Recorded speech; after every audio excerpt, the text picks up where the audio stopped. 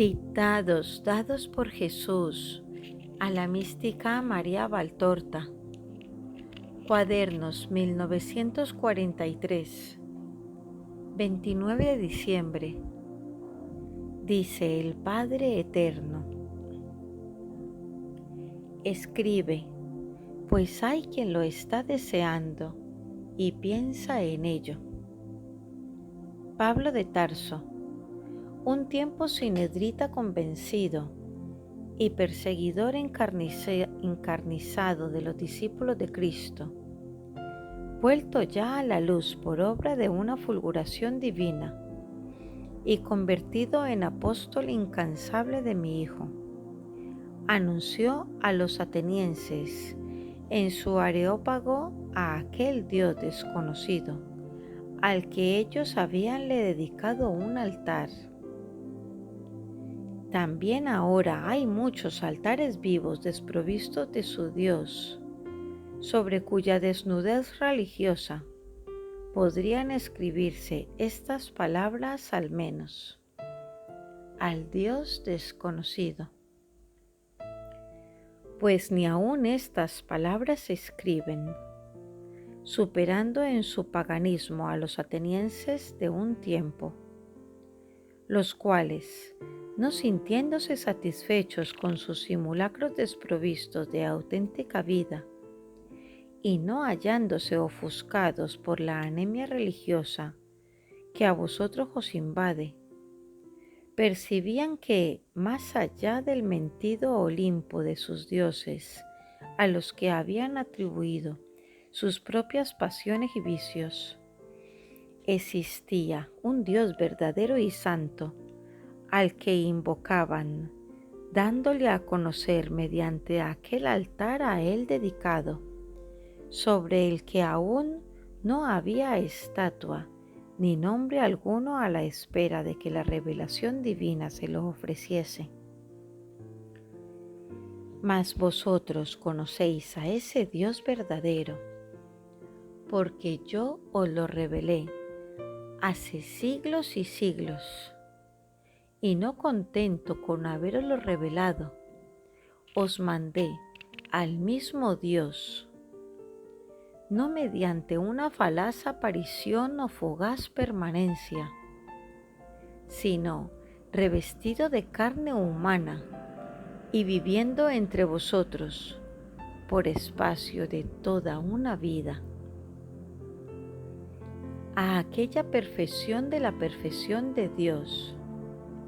Y recordad, hombres, que Dios es caridad, y que el compendio y la perfección de la caridad se halla en Cristo, que se encarna para daros la vida.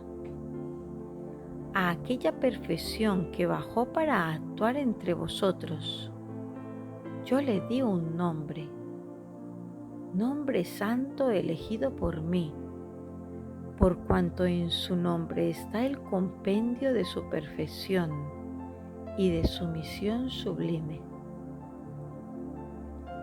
Nombre solo por Dios conocido en su verdadero significado, nombre ante el cual palpita con más encendido ardor la divinidad,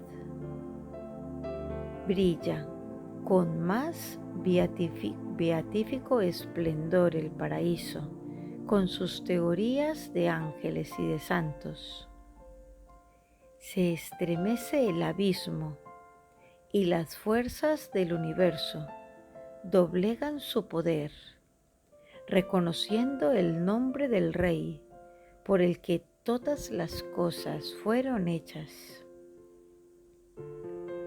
En el nombre 3 veces santo y poderoso de Jesús está el esplendor y la gloria de Dios, uno y trino, ya que Él es el santo de los santos, en el que está, como en el templo de Dios, el Dios vivo, verdadero y perfecto, lo mismo que en el cielo, eterno y operante cual rueda continua, sin soldadura alguna, que no cesa en su movimiento por espacio de los siglos y siglos anteriores al hombre, como tampoco durante los siglos y siglos subsiguientes a él, por lo que, con propiedad, se dice en el libro: la casa a mi nombre no me la edificarás tú, hombre, sino el Hijo tuyo, que saldrá de tus entrañas. Él será el que edifique una casa en mi nombre. Hace referencia María Valtorta al capítulo 3 del libro de los Reyes, al tercer libro de los Reyes, capítulo 8, versículo 19. El Hijo del Hombre nacido de una mujer de estirpe santa y a mí consagrada, concebido por querer del Espíritu Santo, sin gravamen de carnalidad, sino por la sola infusión del amor, el nacido de María, que no abrió al nacer el seno virginal, como tampoco al concebirlo violó nadie aquel seno a mí consagrado.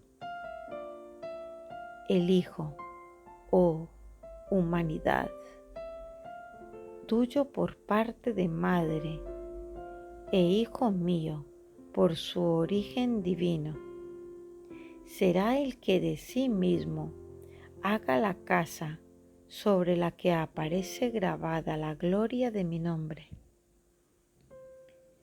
Al ser inseparables en nuestra Trinidad, en Cristo se encuentra el Padre, el Hijo y el Divino Espíritu.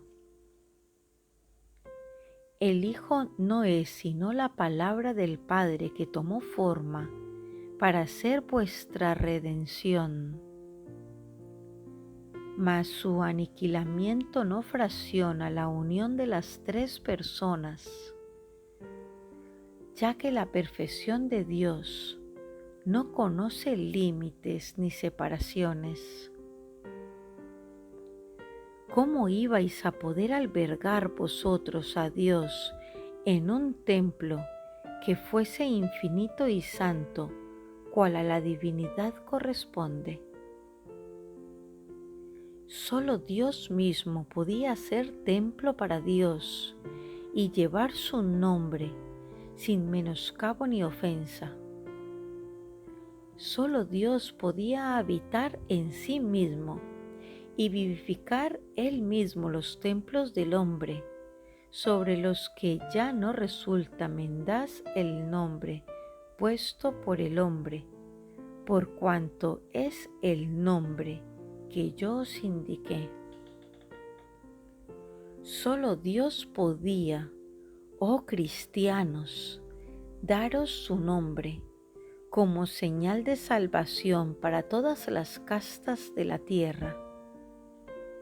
Ese nombre que han de leer los ángeles sobre la frente de los que no han de morir para siempre, y que en virtud de tal nombre serán preservados de los azotes de la última hora, al igual que preservó de la segunda muerte a los elegidos que, en la morada del cielo, cantan la santidad del nombre de mi Hijo.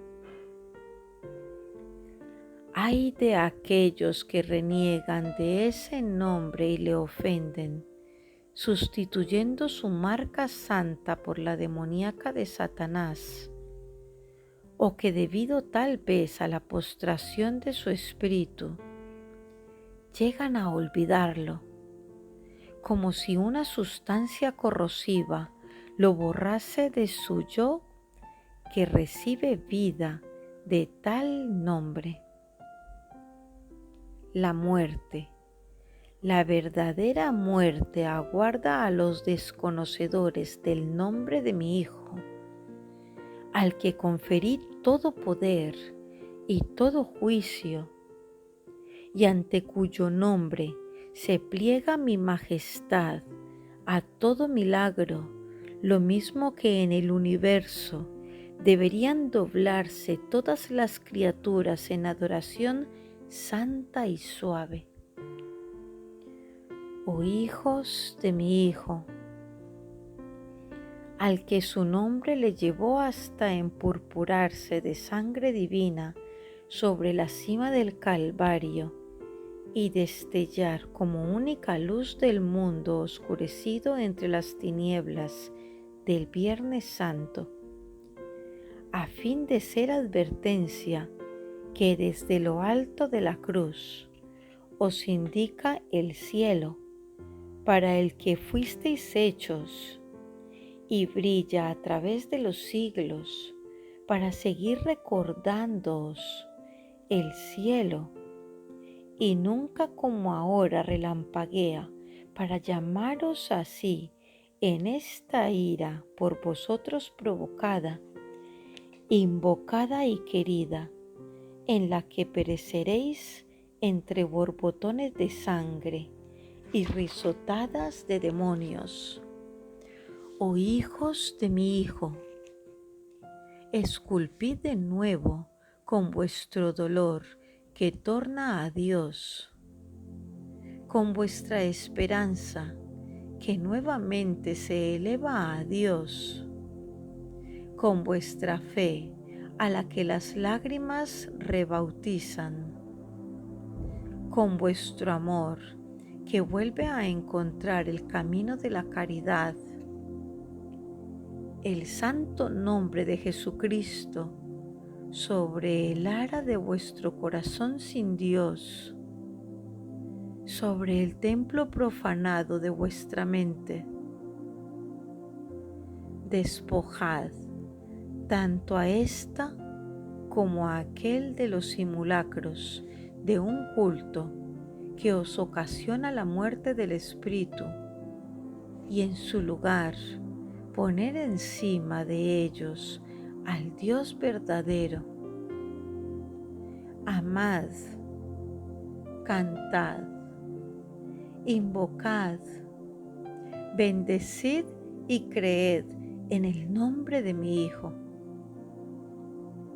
en el nombre del justo, del santo, del fuerte, del dominador y del vencedor, en el nombre de aquel ante quien no resiste el Padre y por quien el Espíritu derrama sus ríos de gracia santificante, en el nombre del misericordioso que os ama hasta el extremo de haber querido conocer la vida y la muerte de la tierra, y a hacerse alimento para nutrir vuestra debilidad, y sacramento para permanecer entre vosotros, aún después de su retorno al cielo, llevando en vosotros a Dios. Os lo juro por mi santidad, no hay, no hubo, ni habrá otro nombre más excelso que este. Yo, uno y trino, estoy en él, con mi suprema manifestación de poderío y de amor. Dice así mismo: pon la fecha de mañana, ya que a Jesucristo, Hijo de David, le corresponde celebrar su nombre en el día del real profeta, del que María desciende. Dice Jesús: y la palabra del Señor ha vuelto a dirigirse a ti en estos términos, por más que tú no la quieras oír, porque hace temblar a tu corazón de miedo y de pena por los días que os aguardan y por los hermanos que en aquellos días de ira terrible no me tendrán a mí en su corazón para su consuelo, y tan solo verán el espanto de Satanás. oyendo únicamente sus blasfemias y su desesperación.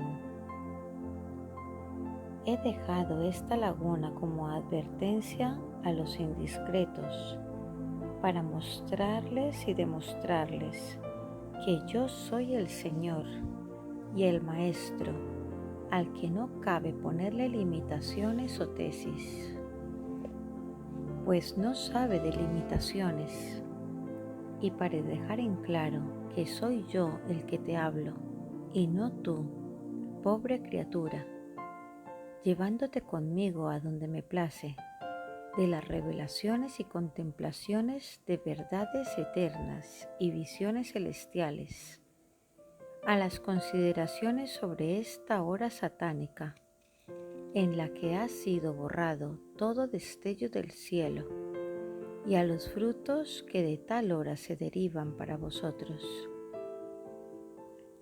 Escucha, pueblo mío, habíate elegido para el más alto destino al confiarte las perlas de mi redención y de mi doctrina en la iglesia, florecida sobre tu suelo como palmera y cedro de los que fluyen miel y vino, y bajo los cuales se encuentran cobijo cuantos vivientes quieran aguardarse en el arca verdadera de la salvación eterna.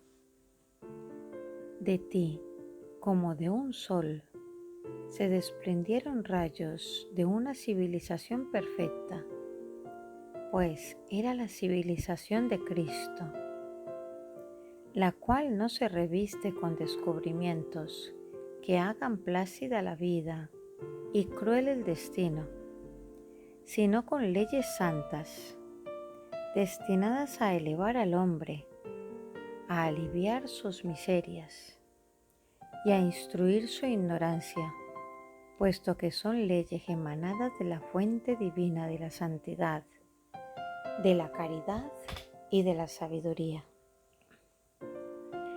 Habíate dado una misión similar a la mía, de ser luz en el mundo. Has renegado de mí, Nueva Jerusalén. Has traicionado a Cristo, ensañándote con sus santos y sus profetas, y ahora te aprestas a hacerlo con mucho mayor encono. Si has transigido con la cruz y con las iglesias, has sido por el arte y como medio para alcanzar tus objetivos neopaganos. Has rechazado mi alimento para saciar tu corazón de fango. Has querido probar y paladear toda clase de fangos, y con el gusto depravado de un animal inmundo, te saben ahora dulces al paladar. Lujuria, violencia, crueldad, avaricia, impostura, corrupción, satanismo. Estos son los platos que colman tu mesa y atrae sobre ti castigos y más castigos. Castigos que fabricas con tus propias manos, infligiéndotelos tú mismo, e invocas al que te pierde, y no llamas a quien aún ahora te perdonaría.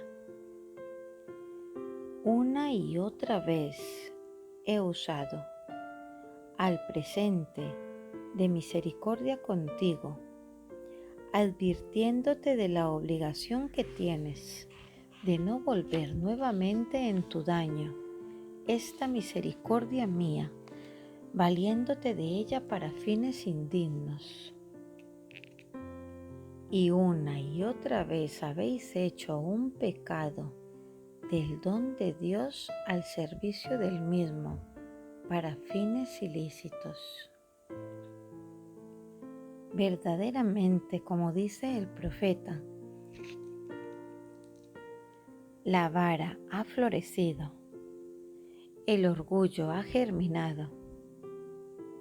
Habíaos dado yo un vástago de olivo, para que lo cultivaseis y llegara a ser para vosotros árbol frondoso de justicia y de paz.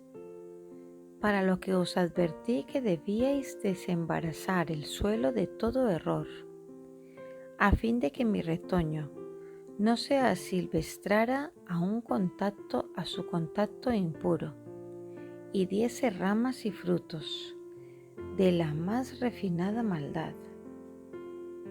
Mas no prestasteis oídos al Señor que, como Padre y Maestro, os aconsejaba, y así la floración ha terminado en veneno, y el orgullo ha procreado delito, y al delito seguirá otro delito, y a este otros más.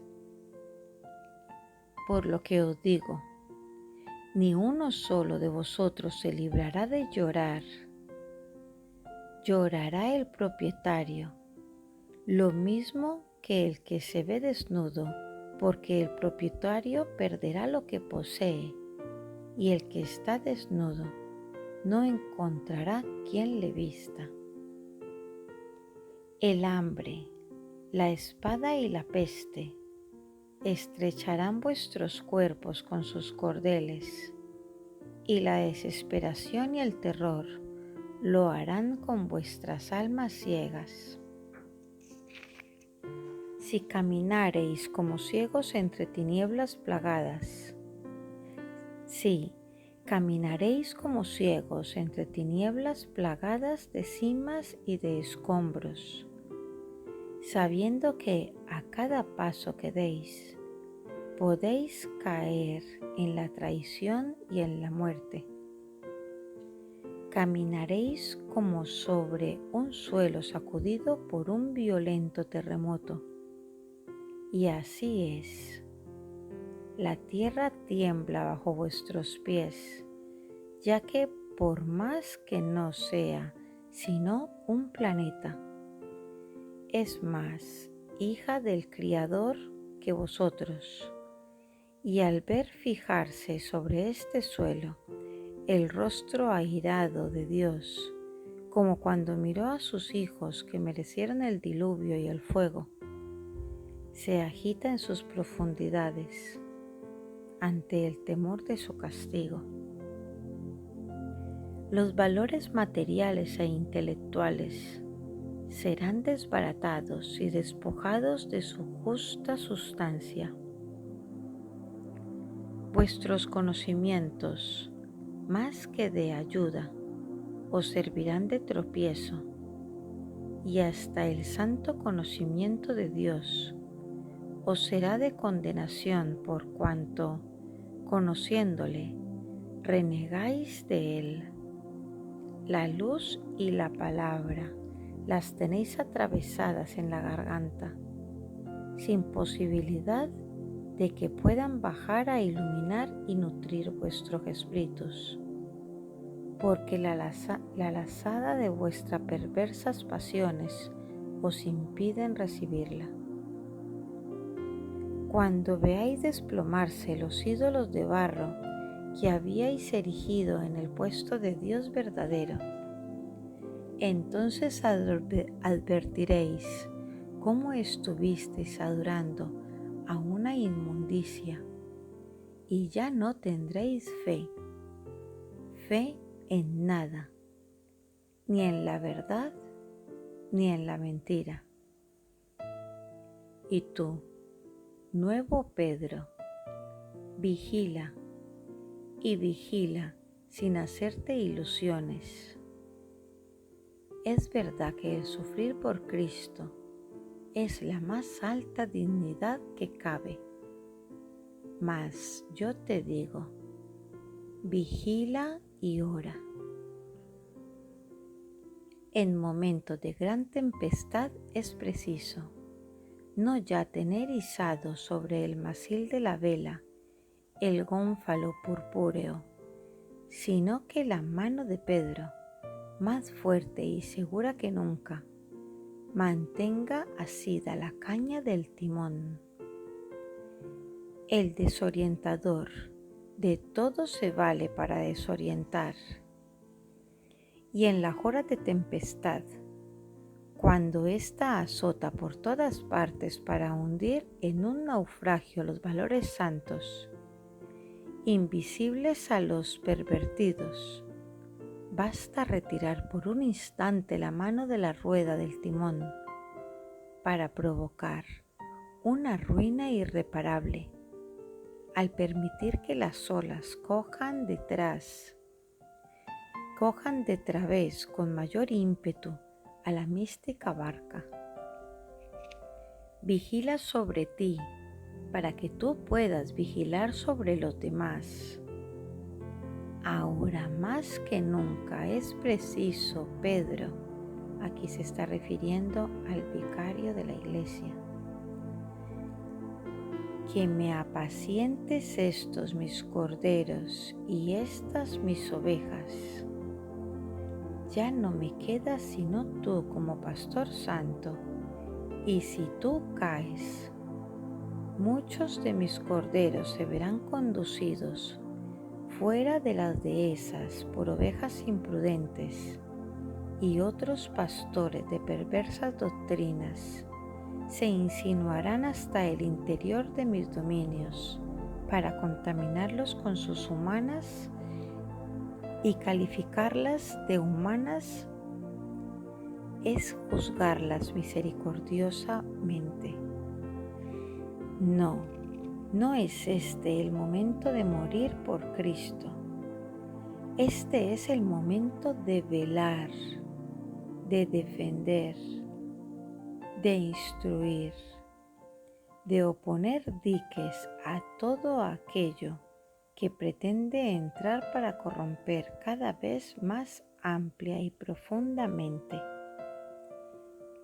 Y créeme, oh Cristo de la tierra, créeme que el mal está ya minando por dentro y entenebrece mentes y corazones, y lo que es la mayor de las desgracias, está apagando las luminarias que estaban colocadas sobre las cimas de los montes para alumbrar el camino a los peregrinos que marchan en busca del cielo. Muchas se hallan ya apagadas, muchas humean, muchas languidecen y otras a punto de languidecer. Si los fieles están helados, es porque los pastores son fríos, y la muerte del espíritu sobreviene por congelación. Muerte insensible que adormece con un sueño sin luz de resurrección. Piensa en ello, oh Cristo de la tierra, nacido para tal destino, e insiste sin descanso, predica, exhorta, reprende y evangeliza. Son hartos los templos en los que el Evangelio ha perdido su valor, y hartos también los corazones que oyen el Evangelio en un tono que no es el verdadero y que les aleja de él. Suple tú, como el primer Pedro, las deficiencias de tus ministros, y haz que las turbas vuelvan a oír a través de tus labios la doctrina dulce, santa y saludable de Cristo. Que los que aún no han sido muertos se salven y tornen a mí, tornando también la paz a esta tierra, empapada toda ella con el rocío de los mártires. Una vez escrito el fragmento precedente que el buen Jesús me dicta con apremio, me pongo tras su visita a recapacitar acerca de la conversación mantenida con usted. Se refiere al padre Migliorini sobre aquella persona que piensa que nada bueno puede salir de Nazaret. Interviene el maestro diciendo: ¿a qué te ocupas y preocupas de eso? Y yo le contesto: no, Jesús, en modo alguno, tan solo pensaba. Pues ni piense siquiera, deja a los muertos que se entierren a sí mismos. Que mi cuna ocupe tu pensamiento. Vendré a darte tantos besos eucarísticos con ella. Esto es lo que únicamente cuenta, mi amor, y no el desamor de las criaturas. Y parecíame que Jesús pusiese sus manos sobre mis hombros, estando él con sus brazos por detrás. Sentía distintamente las dos manos alargadas y fuertes de Jesús que me abrazan y agitaban un poco, atrayéndome hacia sí con un abrazo de amor, y veía su sonrisa dulce y majestuosa. En fin, ayer tarde, antes de la siesta, cuando ya estaba a punto de dormir, tuve la visión de la Virgen y de Jesús. Si bien Jesús adulto, tal como era al tiempo de su muerte, siempre con su vestido blanco, los vestidos de ambos eran blancos. Si bien el de Nuestra Señora era de un blanco argenteo, como el del lirio, y su velo igual, tal como era el de las apariciones de la gruta, mientras que el de Jesús era de un blanco marfil, cual si estuviese tejido de lana. Pude confrontar perfectamente sus dos cuerpos y sus dos rostros al estar el uno cerca de la otra. Al lado derecho de mi cama, Jesús en la cabecera y María a su derecha, hacia los pies de la cama. María era más baja que toda la cabeza de su hijo, de modo que la cabeza de la Virgen llegaba a la altura del hombro del hijo, que es muy alto. Ella es mucho más delgada, mientras que él es amplio de espalda y robusto de cuerpo, sin ser obeso. El color de su rostro es de un blanco marfil. Solo los labios acentúan su propio color, rompiendo el tono de ese color, sin color del cutis. Y sus ojos, azules, claros en la Virgen y más oscuros y grandes en su Hijo. Ojos avasalladores pero tan dulces. Cabellos más claros en la madre y más encendidos en el Hijo, mas siempre de un rubio tirando al color del cobre e igualmente finos, suaves y formando ondas que en Jesús terminan en búcleo y en María no lo sé por cuanto el velo me deja ver tan solo los de la frente hasta las orejas. No sé si los tiene sueltos, trenzados o apuntados sobre la nuca. El rostro forma en ambos un óvalo alargado, delgado, aunque no anguloso. Más delicado y pequeño el de María, si bien proporcionado a su cuerpo. Ahora bien, la frente, la nariz, la boca, la configuración de las mejillas, la abertura de los ojos con los párpados tersos y bastante caídos sobre los ojos idénticos. Únicamente, repito, los de Jesús son más grandes y su mirada es avasalladora.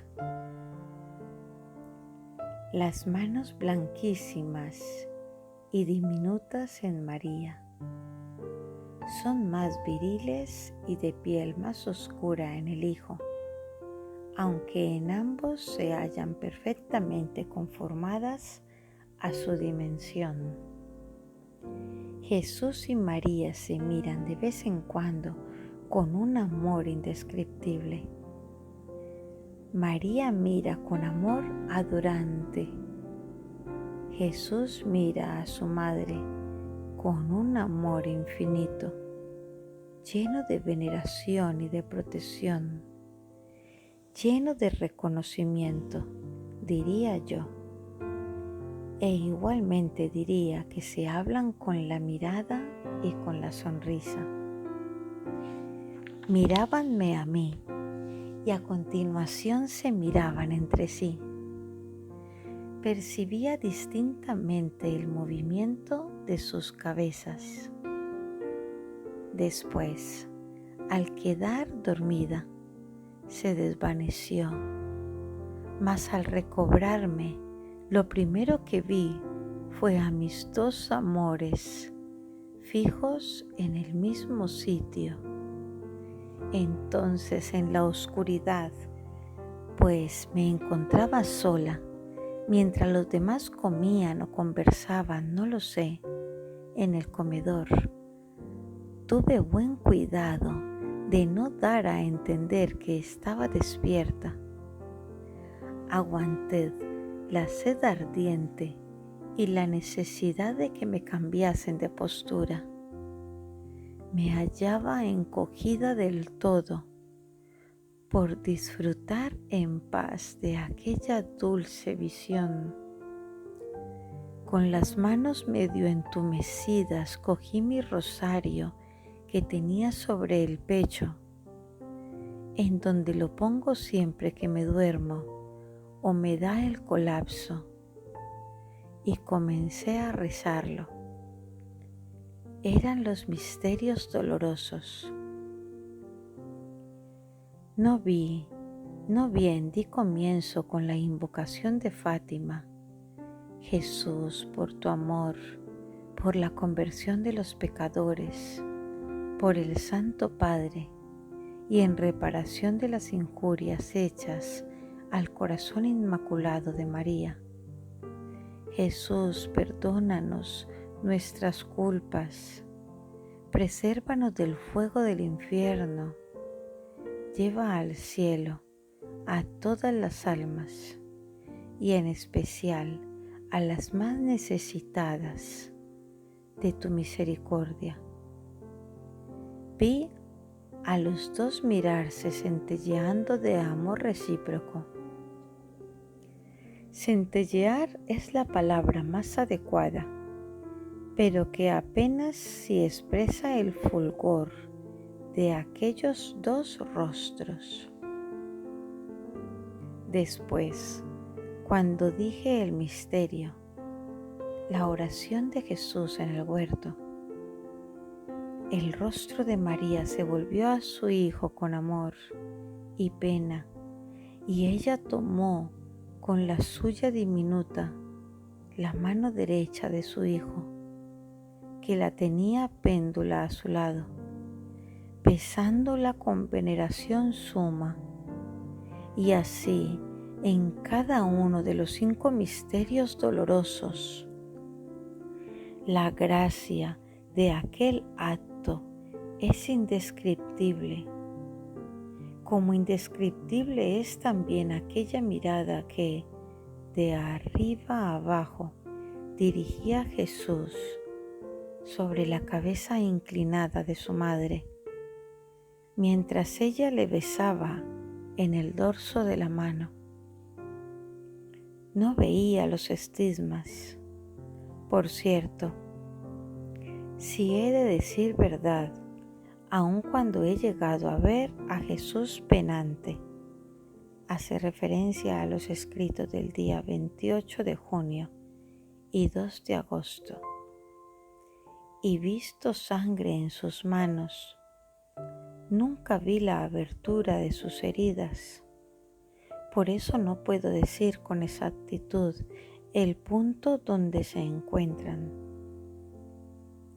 Vinieron después los de casa y me trastornaron. Continuaba viendo, pero me turbaban la paz de la contemplación. Tenía el rostro que suelo tener cuando veo, y así Paula, hace referencia a Paula Belfanti, al darse cuenta de ello me dijo: qué guapos estamos esta tarde. Después, como me sentía feliz, hice labor y me coloqué cabe la cuna que quiere Jesús. Y más tarde me sentí mal del corazón y tuve una crisis morrocotuda que aún me dura. Vida y gozo irrumpen en mí con tal violencia que mi cuerpo desfallecido no lo puede resistir. Mas aquí estoy, pronta a morir con esa visión. Oh, sí, aquí estoy. Le he hecho, se dirige al padre Migliorini, una descripción tan exacta que casi resulta una pintura. Así al menos se lo doy a entender a usted. Siento no poder hacer que vea al igual que yo, pero hago cuanto puedo por hacerle al menos partícipe de los tesoros con que Jesús me regala. Discúlpeme si soy más ilegible que nunca, pero es que me encuentro entre la vida y la muerte, tanto que he tomado y vuelto a tomar gotas, etc. Y en cuanto se levante Paula, haré que me den inyecciones, ya que no remite la crisis. A pesar de mi estado, he querido escribir porque, si muriese, quiero que usted conozca lo que llenó de luz mis últimos momentos. Por último, encontrándome medio desfallecida, cavilaba durante el día acerca de cuanto habíale dicho sobre las heridas de las manos de Jesús. Y he aquí cuanto al respecto me dice ahora el Maestro. Dice Jesús: las heridas de mis manos que tú no has llegado a ver, porque raramente muevo la izquierda, bien por costumbre contraída en el trabajo, o ya también por ser la más herida, me fueron hechas así. La intención de los verdugos era suspenderme de los carpos por la parte superior, más próxima a la articulación de la muñeca, a fin de hacer más segura la suspensión. Y así, tras haberme tendido sobre la cruz, me traspasaron la mano derecha por ese punto. Mas, puesto que el constructor del patíbulo había marcado el agujero para la izquierda más allá del punto al que mi carpo podía llegar, pues era costumbre marcar los sitios de los clavos a fin de hacer más fácil su entrada en el grueso leño y más segura la suspensión de un cuerpo colocado, no horizontalmente, sino verticalmente, y sin más sostén que 3 largos clavos. Después de haberme estirado el brazo hasta desgarrar los tendones, optaron por hundir el clavo en el centro de la palma de la mano, entre el hueso y el hueso del metacarpo. Esto no aparece en la sábana porque la mano derecha cubre a la izquierda.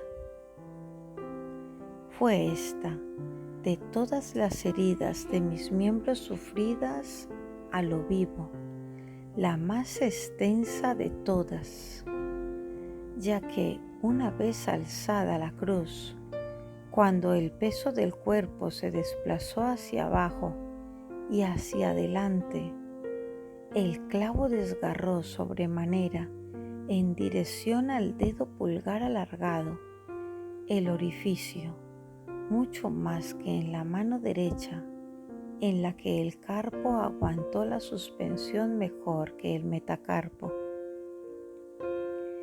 Y fue asimismo la más torturadora, bien por coincidir con el lado del corazón, o porque los tendones de la mano produjéronme un espasmo atroz que me alcanzó hasta la cabeza. Los pintores y escultores que, por sentido del arte, me pintaron o esculpieron con la mano derecha semiabierta y la izquierda con el puño cerrado, afirmaron sin querer una verdad física de mi cuerpo martirizado, porque realmente la mano izquierda, por la fuerza del espasmo y el truncamiento de los nervios seccionados, se cerró, y con el transcurrir de las horas se fue apretando cada vez más a medida que aumentaba el espasmo y la contracción de las fibras nerviosas. Muchos fueron los espasmos que sufrí sobre la cruz. De ellos te hablaré un día. Hace referencia a que lo hace en la obra monumental sobre la vida del Señor, que empezaremos también a leer en la revelación del Evangelio, como le fue contado a María Valtorta, y lo subiremos también por medio de este canal. Pero el de las manos fue uno de los más crueles. La herida de la mano derecha la oculta casi del todo la manga y es más pequeña y regular. Cuando me aparecí a ti como hombre de dolores, camino del Calvario, no viste las heridas de mis manos, porque al no haber sido aún crucificado, lógicamente no las tenía todavía. Tenía, sí, en las manos la sangre que goteaba de la cabeza coronada y de la piel rasgada por los azotes, mas no las heridas. Te las mostraré en otras circunstancias más acordes con dicha visión dolorosa, que no en estas navideñas. En cuanto a aquella palabra cuyo verdadero significado no comprendes, sabe que quiere decir contubernio con Satanás.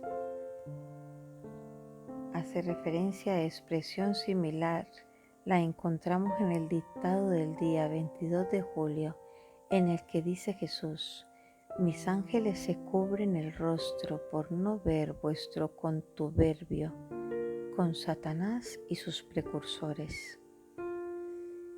Esto se verifica de múltiples modos, todos ellos maldecidos por mí. También de esto te hablaré un día. Mas por ahora debes saber que ello está muy en boga en el mundo, siendo causa de muchas desventuras y de inexorables castigos, tanto aquí como en la eternidad. Basta por ahora, descansa, aquí me tienes y te bendigo. En el nombre del Padre, del Hijo, del Espíritu Santo. Amén. Fiat.